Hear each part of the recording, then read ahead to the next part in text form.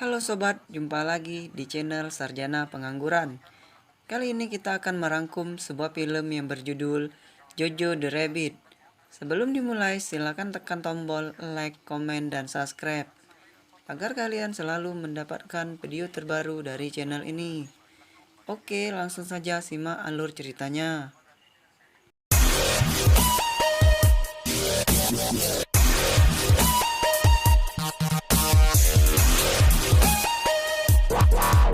Film ini akan dibuka dengan menunjukkan Jojo yang lagi siap-siap untuk ikutan pelatihan militer gitu, Bray. Sebenarnya si Jojo ini agak kurang yakin, cuman gara-gara sikap fanatiknya ke Hitler, dia tetap ngikutin pelatihan militer ini. Oke, singkat cerita Jojo akhirnya pergi bareng temennya Yorkie. Nah, si Jojo ini bakal dilatih sama yang namanya Kapten K. Sesampainya di sana, si Jojo akhirnya ngikutin semua pelatihan yang ada sambil senang-senang.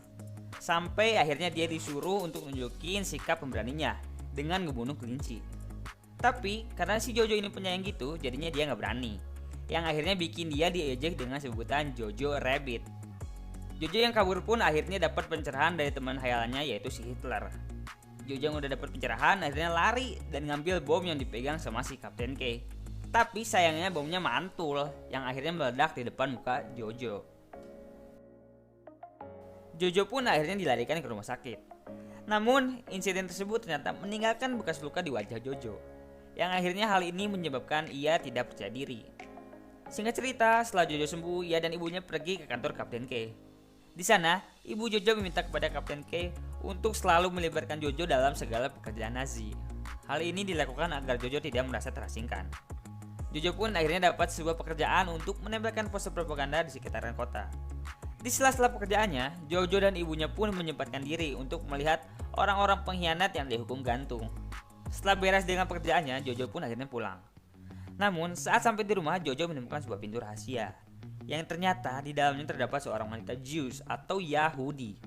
Seperti yang kita tahu sendiri bahwa sosok Yahudi merupakan musuh bagi Jerman pada saat itu.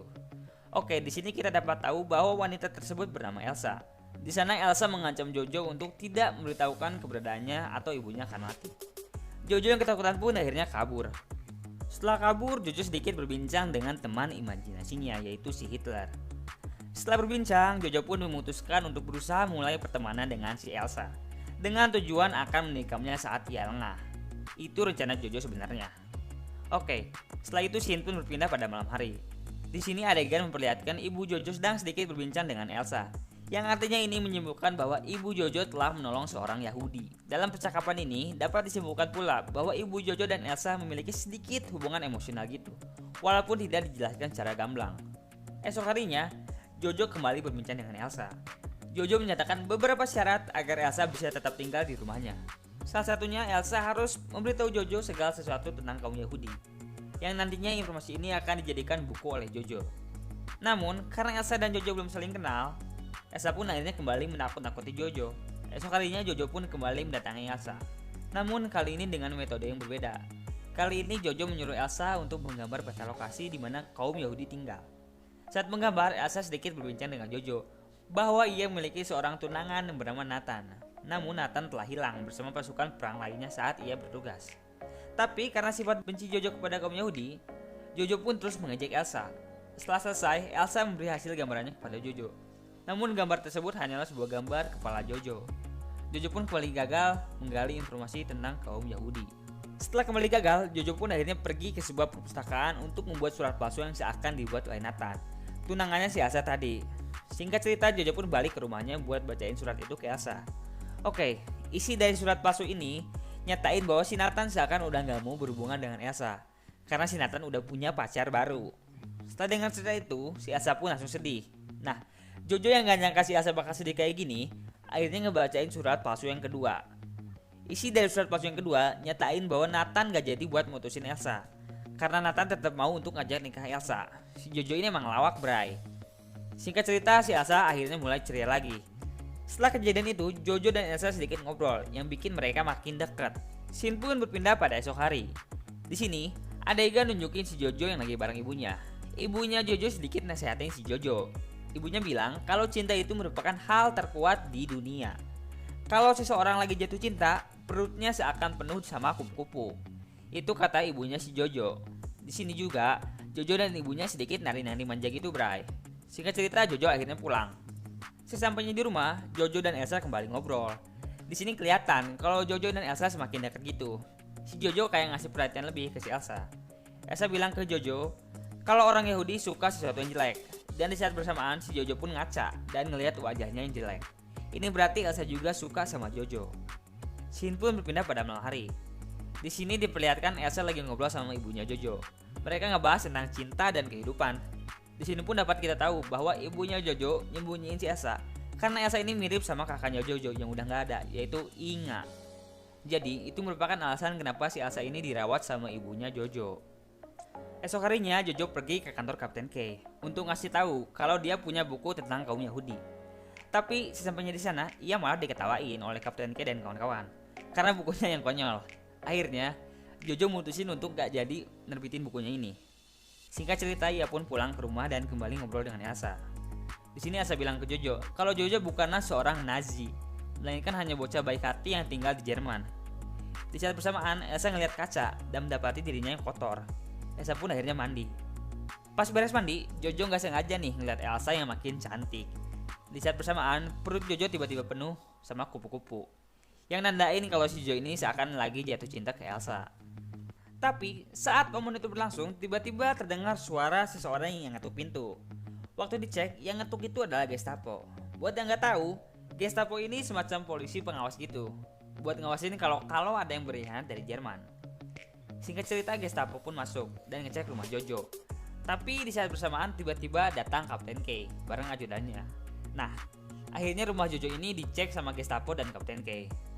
Tapi pas Gestapo lagi ngecek, Elsa tiba-tiba keluar. Nah, tapi si Elsa ini cerdik.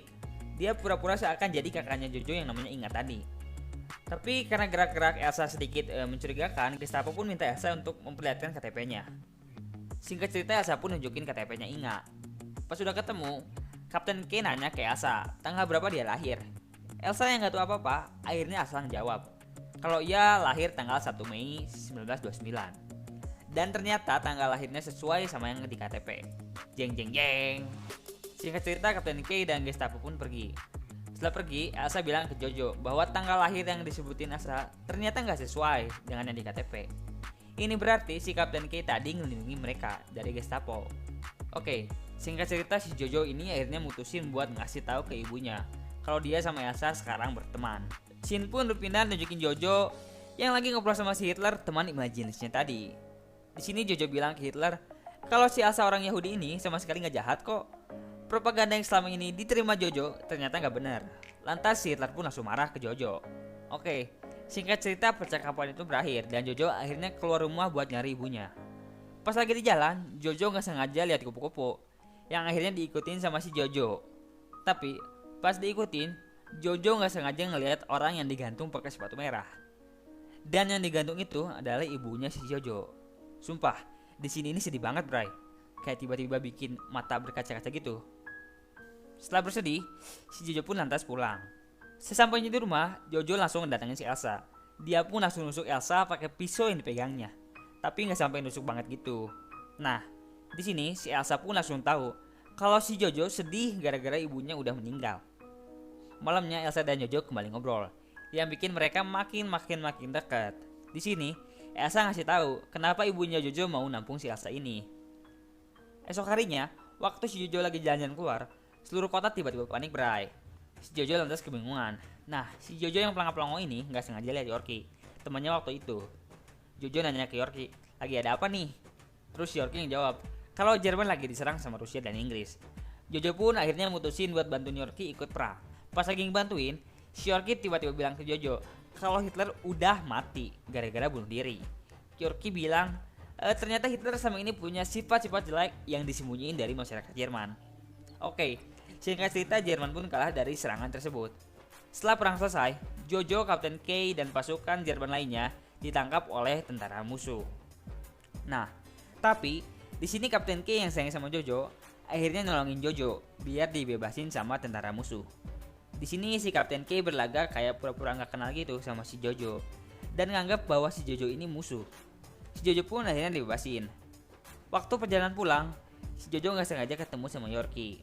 Nah, Di sini, si Yorkie ngingetin ke Jojo untuk berhenti jadi Nazi karena Nazi udah kalah.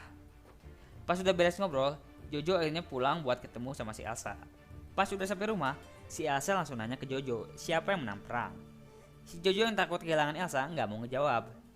Si Jojo ini takut kalau Elsa tahu Jerman udah kalah, dia bakal kabur. Si Jojo akhirnya terpaksa buat bohong.